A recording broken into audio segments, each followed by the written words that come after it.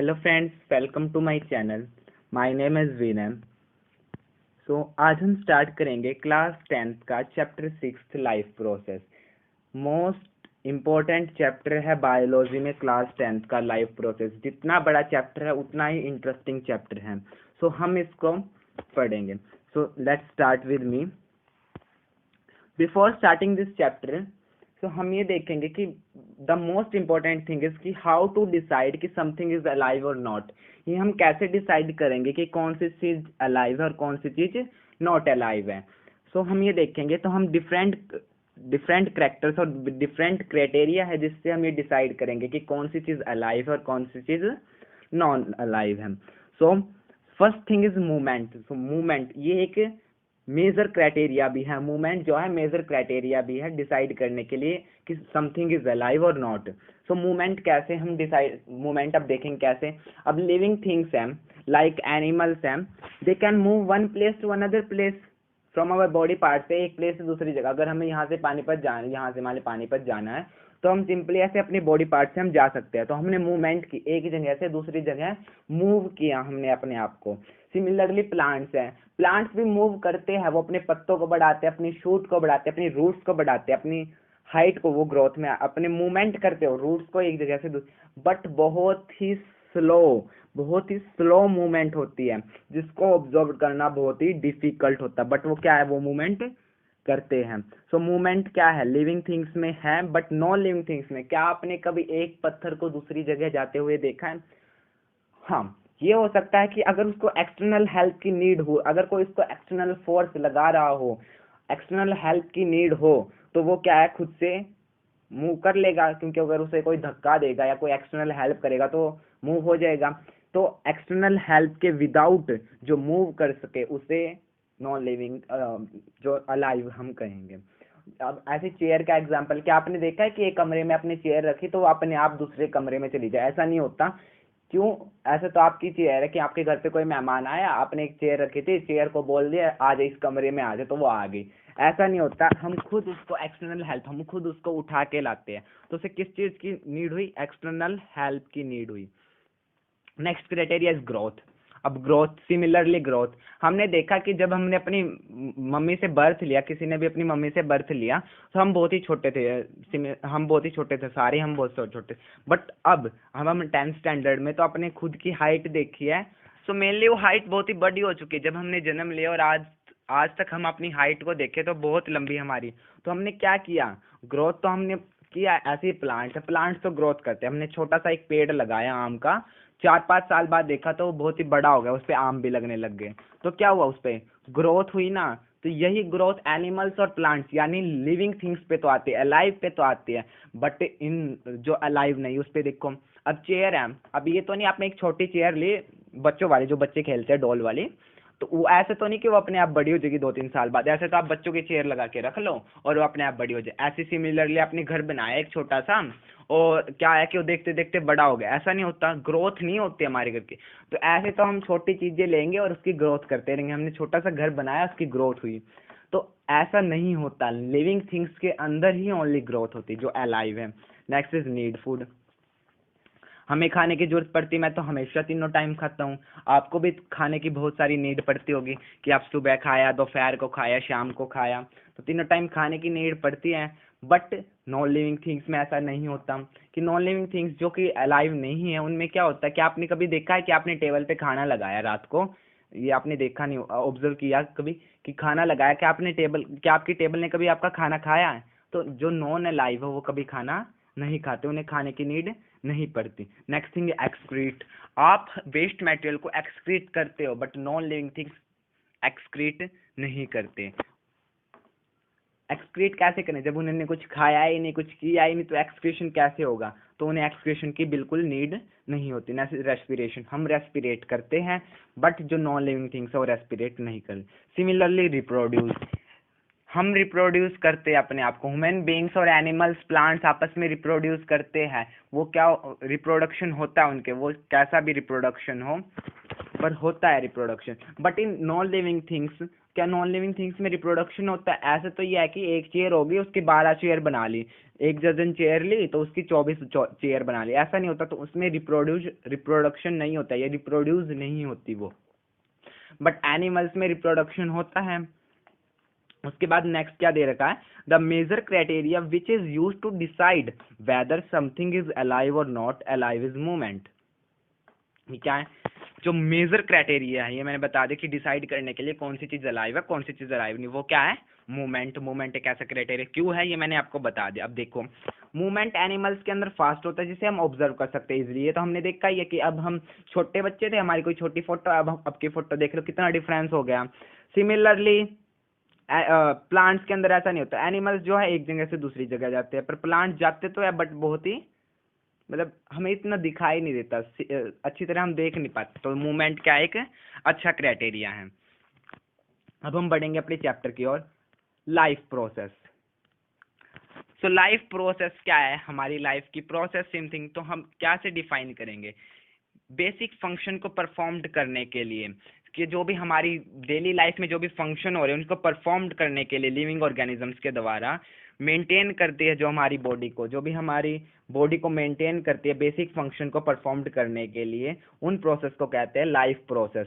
The basic function performed by living organisms to maintain their life on this earth are called life process. जो हमारी life को maintain करके रखती है सारे काम करने के लिए, उन प्रोसेसेस को क्या कहते हैं, लाइफ प्रोसेस।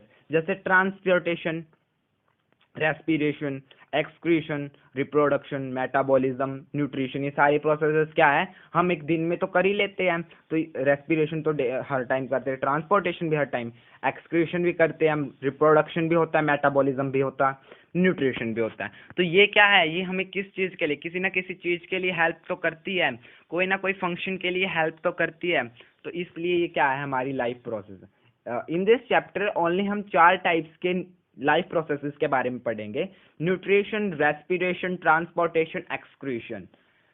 इस चैप्टर में ओनली 4 टाइप्स के लाइफ प्रोसेसेस के बारे में दे रखा। हम इस वीडियो में न्यूट्रिशन के बारे में पढ़ेंगे। तो सबसे पहले मैं इन चारों की डेफिनेशन आपको बता देता हूं। न्यूट्रिशन, सो न्यूट्रिशन क्या है,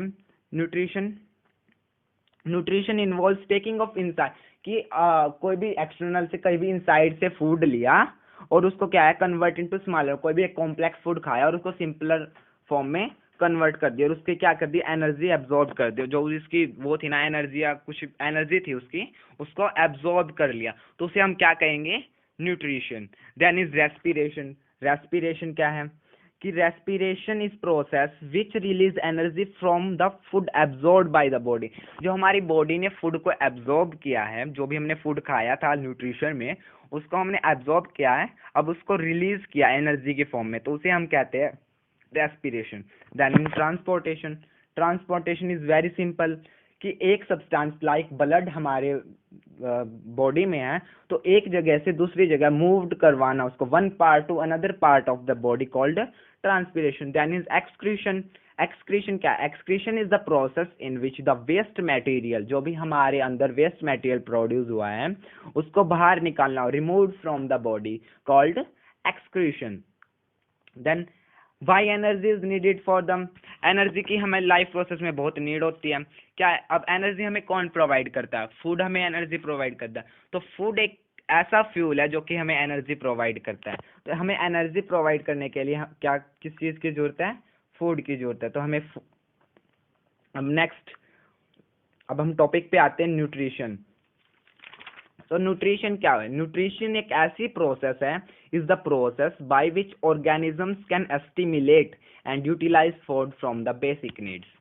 क्या है, कि एक ऐसी प्रोसेस है जिसके अंदर जो हम खुद को फूड को, हमने जो फूड खाया उसको एस्टिमुलेट करे, उसको डिफरेंट डिफरेंट पार्ट्स में, मतलब कॉम्प्लेक्स फूड खाया उसको एस्टिमुलेट करे स्मॉलर मॉलिक्यूल्स में, स्मॉलेक्स फूड में, और फिर क्या किया, उसको यूटिलाइज किया, कॉल्ड न्यूट्रिशन। किसके लिए, अपनी बेसिक नीड्स के लिए, अपने बेसिक फंक्शंस के लिए। हमें डेली जो फंक्शंस करने, कहीं जाना है, चलना है, फिरना, कोई काम करना, सोना है, जागना है, कहीं घूमना है, तो हर चीज के लिए क्या, बेसिक नीड्स को पूरी करने के लिए हमने क्या किया, फूड को खाया, देन उसको एस्टिमुलेट किया, देन उसको क्या किया, यूटिलाइज किया। तो nutrition is the process of intake of nutrients, nutrients को इनटेक, न्यूट्रिएंट्स क्या हो गया, फूड। अब कैसे हुआ, अब हमारे फूड के अंदर क्या क्या प्रेजेंट होते हैं, carbohydrate, fats, protein, minerals, vitamin, water, water भी प्रेजेंट रहता है। तो ये सारी चीज हमारे फूड के अंदर प्रेजेंट, और ये सारी चीज क्या है, न्यूट्रिएंट्स है। तो टेकिंग ऑफ न्यूट्रिएंट्स भी कह सकते हैं, टेकिंग ऑफ फूड भी कह सकते हैं। अब कार्बोहाइड्रेट्स हमें मिलेगा, गेहूं से मिल जाएगा, फैट्स कोई भी ऑयली ऑयली चीज है, प्रोटीन हमें पल्सेस से मिल जाएगा, मिनरल्स और विटामिन हमें फ्रूट्स एंड वेजिटेबल से मिल जाएगी।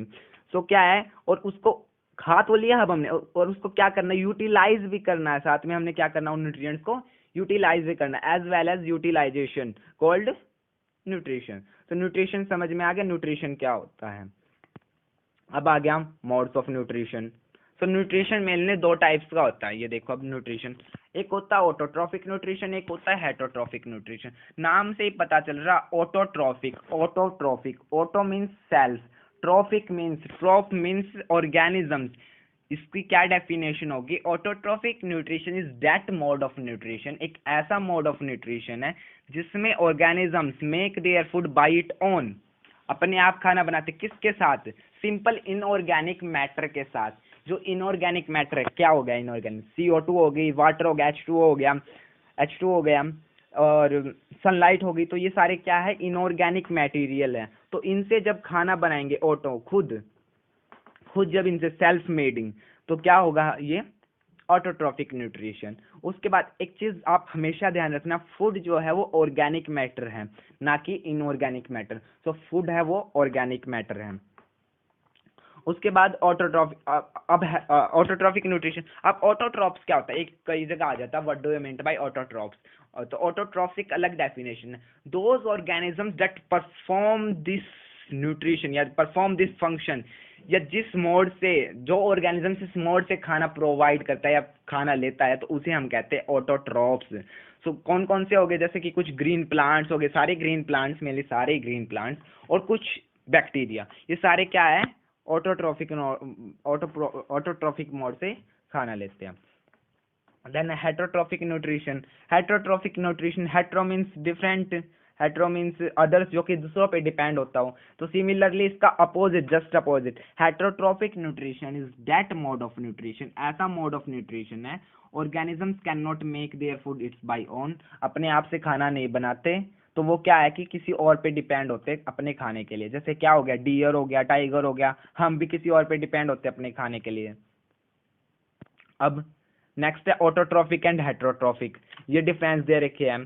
तो ऑटोट्रॉफिक क्या है कि सेल्फ फीड, जो अपना खाना खुद बना सकते हैं, और ये क्या है, दूसरों पे डिपेंड्स होते, जैसे एनिमल हो गया, ये मशरूम, लाइस, लायन, इसमें हो गया, बैक्टीरिया हो गया, प्लांट्स हो गए, तो ये सारे क्या है, ऑटोट्रॉफिक एंड हेटरोट्रॉफिक के एग्जाम्पल। अब हेटरोट्रॉफिक न्यूट्रिशन के बारे में हम एक अच्छी तरह से हम इसका एक देख लेते हैं। हेटरोट्रॉफिक न्यूट्रिशन तीन टाइप्स के होते हैं। Heterotrophic nutrition, mode of heterotrophic nutrition in three types, holozoic, saprophytism and parasitism. Saprotrophic, parasitic and holozoic. Holozoic सबसे पहले हम पढ़ेंगे होलोजोइक न्यूट्रिशन। इस न्यूट्रिशन के अंदर क्या होता है, जो ऑर्गेनिज्म है, the organism feed by solid और organic matter which is the digested and absorb into their body. क्या है, इसमें क्या होता है कि ऑर्गेनिज्म है वो ऑर्गेनिक मैटर को खाता है, या ऑर्गेनिक मैटर को खाना, कोई भी एक सॉलिड ऑर्गेनिक मैटर है, कोई कॉम्प्लेक्स है, उसको उसने खाया, देन उसको क्या किया, डाइजेस्ट किया और उसको एब्जॉर्ब किया अपनी बॉडी के अंदर, तो उसे हम कहते हैं होलोजोइक न्यूट्रिशन। ये कौन कौन हो सकते हैं, ह्यूमन हो सकते हैं, एनिमल्स हो सकते हैं, हम भी तो बाहर से फूड खाया, फूड कितना कॉम्प्लेक्स होता है, तो हमने उसको खाया और हमने उसको बाद में क्या किया, ब्रेक डाउन किया। डाइजेशन वाले पार्ट में हम इन सबको पढ़ेंगे, तो हमने उसको क्या किया, डाइजेस्ट किया, देन हमने उनको क्या किया, एब्जॉर्ब करा, क्योंकि एब्जॉर्ब करना बहुत ही जरूरी, यूटिलाइजेशन करना बहुत ही जरूरी है, तो उसके ये होता है holozoic type of nutrition. Then saprophytes क्या होते हैं, saprophytes feed on the dead और डिकेइंग मैटर। किस चीज से अपना खाना लेते हैं, डेड और डिकेइंग मैटर से, रोटन, जो गले सड़े जो कोई भी मैटर है और जो मरे हुए हैं, उनसे अपना खाना लेते हैं। कौन कौन हो सकता है, बैक्टीरिया हो सकती है, कुछ फंगी हो सकता है, ये क्या है, एक्सटर्नल, किसी भी बाहर कोई पड़ा है, कोई भी रोटन एप्पल है मान लो, तो उससे क्या अपना खाना फीड करेंगे। देन है पैरासाइटिक। पैरासाइटिक क्या है? Obtain nutrients from living organisms. Living organism से तो अपना फीड लेते हैं बट विदाउट किलिंग इट, बिना मारे उनको लेते तो है बट बिना मारे उनको। कैसे? जैसे मॉस्किटो है, मच्छर आपका खून चूसता तो आपसे ही तो फीड करता हुआ, बट आपको किल नहीं करता, लेता है लिविंग ऑर्गेनिज्म से बट आपको विदाउट किलिंग इट। और इन्हें हम क्या कहते हैं? होस्ट। जैसे क्या होगा? फ्लीस हो गई, लाइस हो गया, टैपवर्म जो हमारी लीवर में प्रेजेंट रहता है। तो ये सारे क्या हो गए? हेटरोट्रॉफिक न्यूट्रिशन के पार्ट। हेटरोट्रॉफिक न्यूट्रिशन जो किसी दूसरे पे डिपेंड, और ये तीनों क्या है? किसी दूसरे पे ही डिपेंड है। Next, holozoic nutrition. Holozoic nutrition, अब होलोजोइक न्यूट्रिशन है जैसे कि मान ले हेटरोट्रॉफिक की है ये, कि ये तीन टाइप्स के हो सकते हैं जो होलोजोइक है। हर्बीवोरस, कार्निवोरस एंड ओमनिवोरस, ये टोटली तीन टाइप्स के हो सकते हैं। हर्बीवोरस ये अपनी छोटी क्लासेस में 5th 6th स्टैंडर्ड में आपने सबको पढ़ा होगा। हर्बीवोरस क्या होते हैं? Organisms that feed on plants, जो कि प्लांट से, ग्रीन प्लांट से अपना फीड लेते हैं, लाइक एप्पल, लीव्स। क्या कौन हो गया? ज़ेब्रा हो गया इसका एग्जांपल। देन है कार्निवोरस, जो कि ओनली ऑर्गेनिजम्स को, दूसरे ऑर्गेनिजम्स से फीड लेते हैं। वो कौन सा हो गया? लायन हो गया। ओमनिवोरस, ओमनिवोरस क्या हो गया? कि जो दोनों को खा सकते हैं, प्लांट्स को भी खाते हैं और जो एनिमल्स को भी खा सकते हैं, जैसे कैट हो गई, डॉग हो गया। तो ये सब इसके एग्जाम्पल हो गए। अब हम पढ़ेंगे ऑटोट्रॉफिक न्यूट्रिशन के बारे में। हमने पढ़ा कि अपना खाना खुद बनाते, ऑटोट्रॉफिक न्यूट्रिशन में अपना खाना सेल्फ मेड बनाते, बट किसके साथ बनाते? एक प्रोसेस होते हैं जिस प्रोसेस को हम कहते हैं फोटोसिंथेसिस। इस प्रोसेस के साथ ये अपना खाना खुद बनाते हैं। तो फोटोसिंथेसिस प्रोसेस को हम कहते हैं the process by which green plant, जो कि ये ग्रीन प्लांट है, मेक देयर ओन फूड, अपना खाना खुद बनाता है। किस चीज के? CO2 जो कि सराउंडिंग से मिल जाएगी, वाटर जो कि रूट्स सॉइल से ले लेंगे, हम भी पानी डाल सकते हैं, सनलाइट जो कि सन से मिल जाएगी, क्लोरोफिल जो कि लीव्स के अंदर प्रेजेंट होता है, क्लोरोफिल जो कि लीव्स के अंदर, ग्रीन पिगमेंट जो कि लीव्स के अंदर, ये इंपॉर्टेंट। अगर क्लोरोफिल नहीं है तो नहीं बनेगा खाना, फोटोसिंथेसिस प्रोसेस नहीं होगी। उसके बाद फोटोसिंथेसिस प्रोसेस हुई, देन बनी ग्लूकोज, इसका खाना बन गया। अब ग्लूकोज, इसने खाना क्या बनाया? खुद बनाया, इनऑर्गेनिक मैटर से खुद खाना बनाया। ग्लूकोज इसका खाना बन गया, simple sugar C6H12O6। Then oxygen, ये दो दो इसका क्या हो गया? प्रोडक्ट आ गए। ये है फोटोसिंथेसिस। तो फोटोसिंथेसिस तो समझ में आ गया कि ऐसी प्रोसेस ग्रीन प्लांट जो यूज करते हैं CO2, वाटर और सनलाइट की मदद से, क्लोरोफिल की प्रेजेंस में, उस प्रोसेस को हम कहते हैं फोटोसिंथेसिस। वाटर भी हमारे पास आ गया, CO2 आ गई, सनलाइट आ गया, हमने बनाया C6H12O6 and CO2, sorry O2। तो ये हमने बनाया है। तो ये हमारे पास सनलाइट यहाँ से मिल गई, इसको CO2 सराउंडिंग से मिल गई, तो लीव्स के अंदर चली गई, यहाँ प्रेजेंट ही, और H2 इसको बाहर से मिल गया, क्योंकि H2 जो है सॉइल में प्रेजेंट रहते कुछ मॉलिक्यूल्स, तो वहां से इसको मिल गया। अब इसके बाद क्या है? इसने कुछ खाना तो यूज कर लिया, अब इसने ग्लूकोज बनाई है, इसने खाना तो यूज कर लिया ग्लूकोज का। अब उसके बाद कुछ एक्स्ट्रा ग्लूकोज ना बच जाती है इसके अंदर। अब बच गई तो उसका क्या करेगा ये? तो जब बच जाती है एक्स्ट्रा ग्लूकोज, तो उसको क्या, ये स्टार्च के रूप में अपने अंदर ऐड कर लेता है। एक्स्ट्रा जो है उसको चेंज कर देता है स्टार्च में, और अपने अंदर क्या कर लेता है? स्टोर कर लेता है। तो इसी वजह से जब हम खाते हैं किसी भी प्लांट को, या किसी भी प्लांट के फूड को खाते हैं, तो हमें क्या मिलती है? स्टार्च, यानी कार्बोहाइड्रेट्स। यानी स्टार्च हमें कहाँ से मिलती है? वहां से मिलती है। तो ये समझ में आ गया। हाँ, और एक चलो नेक्स्ट टॉपिक इज, हाँ, अब कौन कौन सी प्रोसेस इन्वॉल्व है ड्यूरिंग इस इवेंट को करने के लिए? कोई ना कोई प्रोसेस तो होगी। द फोटोसिंथेसिस को प्रोसेस करने के लिए कुछ स्टेप्स है, ये 3 मेन स्टेप्स है जो कि फोटोसिंथेसिस प्रोसेस में काम आते हैं।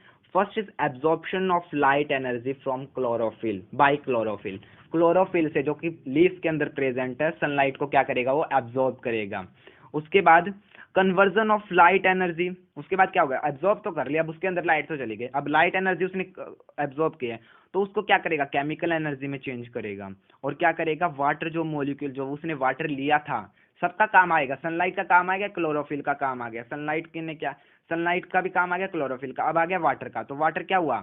वाटर हाइड्रोजन और ऑक्सीजन में जो H2O है, उसको 2 पार्ट्स में कन्वर्ट कर दिया, H2 and O2, different different parts में उसको तोड़ दिया। देन है थर्ड स्टेप, क्या होगा? Reduction of CO2 to carbohydrate.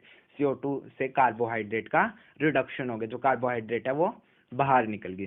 Then क्या है, एक और मेन बात है, इसको नोट करने की बात है कि जो ये स्टेप्स है, तीनों स्टेप्स, ये एक दूसरे के बाद आने जरूरी नहीं है, कि ऐसा जरूरी नहीं, नो नीड कि take place after to after each other immediately, कि इसके बाद ये आ जाए। ये एक दूसरे डिफरेंट टाइम्स पे भी हो सकते हैं, ठीक है। ऐसा कोई जरूरी नहीं कि मान ले अब एनर्जी अब्सॉर्ब कर ले तो उसके बाद सीधा ही इसके बाद वाटर पे अटैक करो फिर इसके बाद ये निकाल लो, ऐसा जरूरी नहीं है कि, क्योंकि एनर्जी, क्योंकि देखो जो डेजर्ट के प्लांट्स है वहाँ एनर्जी तो सुबह एब्जॉर्ब कर ली, बट अगर वो वही खाना बनाएंगे तो सारा H2 ऐसे ही बाहर निकल जाएगा, इतनी गर्मी। तो इस वजह से वो रात को खाना बनाते हैं, तो ये क्या है कि इमीडिएटली नहीं होता, वो नेक्स्ट डे भी बन। सो अब कंडीशंस नेसेसरी फॉर फोटोसिंथेसिस, अब कौन कौन सी कंडीशन नेसेसरी हो सकती है फोटोसिंथेसिस के लिए।